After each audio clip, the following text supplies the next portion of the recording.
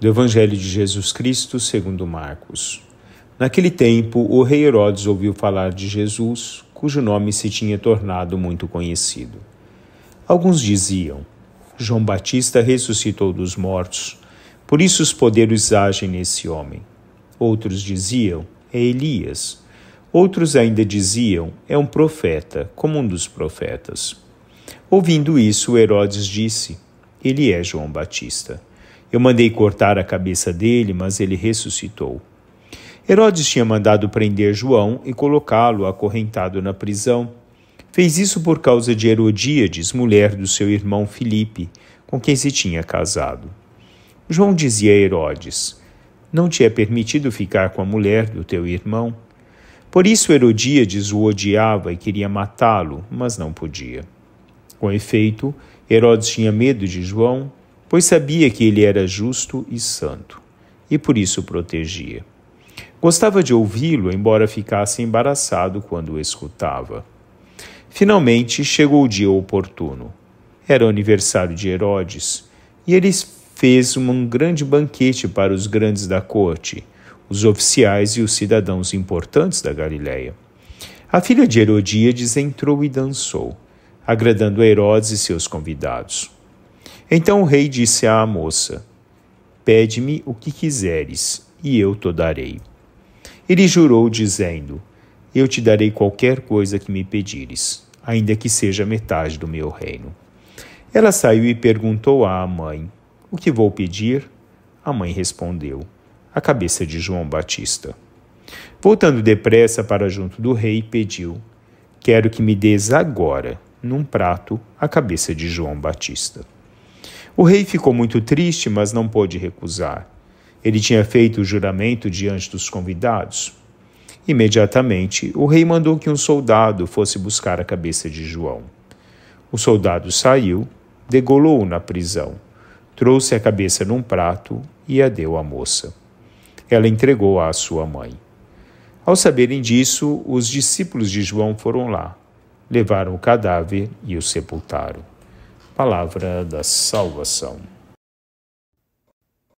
Dê-me, Senhor, agudeza para entender, capacidade para reter, método e faculdade para aprender, sutileza para interpretar, graça e abundância para falar.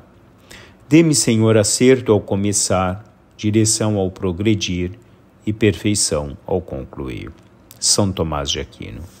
Um bom dia a todos, 7 de janeiro, sexta-feira, dentro da nossa quarta semana do tempo comum. O Evangelho de hoje nos traz um primeiro momento, o desejo aguçado de Herodes de saber quem era Jesus. O quanto despertava em Herodes a curiosidade de conhecer Jesus.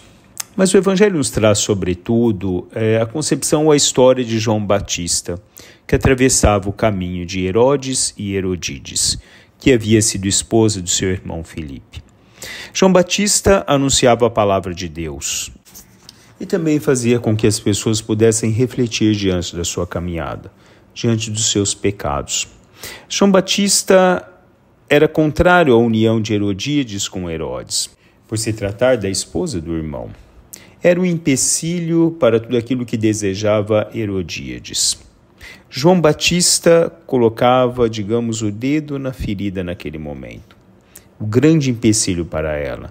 Todos respeitavam muito João Batista e Herodes também respeitava João Batista.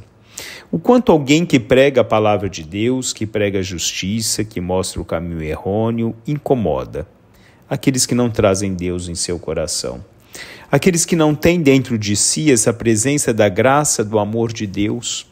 Quando alguém pode lhe atravessar, pode lhe causar dificuldades, apontar os seus erros, mostrar o quanto muitas vezes a dureza do coração pode fazer-se presente na vida de alguém, como ele pode incomodar.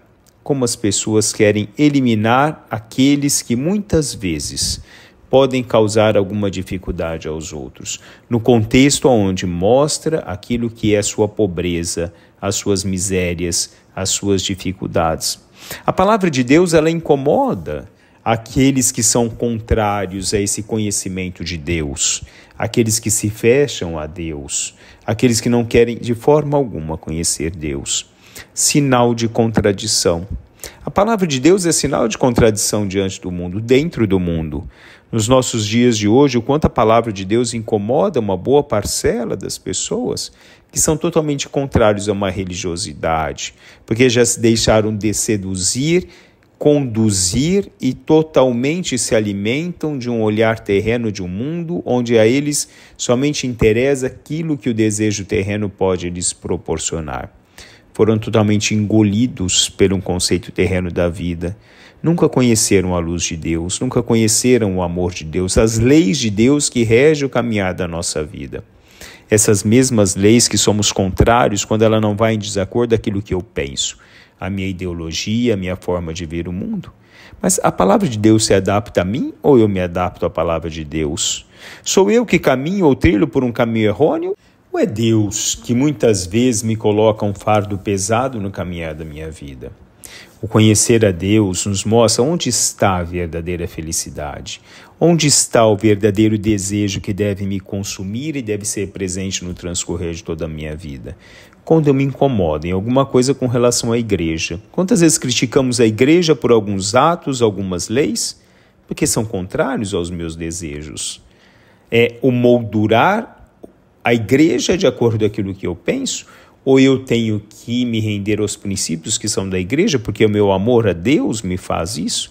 Me faz ver claramente que aquilo que a igreja ou o evangelho me traz é a verdade presente no transcorrer da minha vida.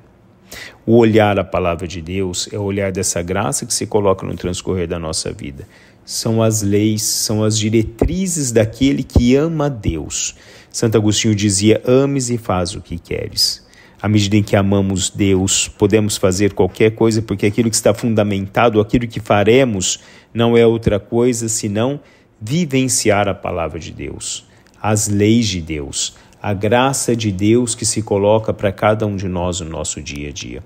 Quando a palavra de Deus ou alguma coisa das leis da igreja me incomoda, é porque sou eu que não consegui amar. Sou eu quem não consegui sair de mim para ir ao encontro de Deus. Sou eu que criei parâmetros e obstáculos que me dificultam de viver essa espiritualidade e essa graça de Deus. Eu tenho que me questionar: será que efetivamente eu sou alguém que amo e me rendo a Deus?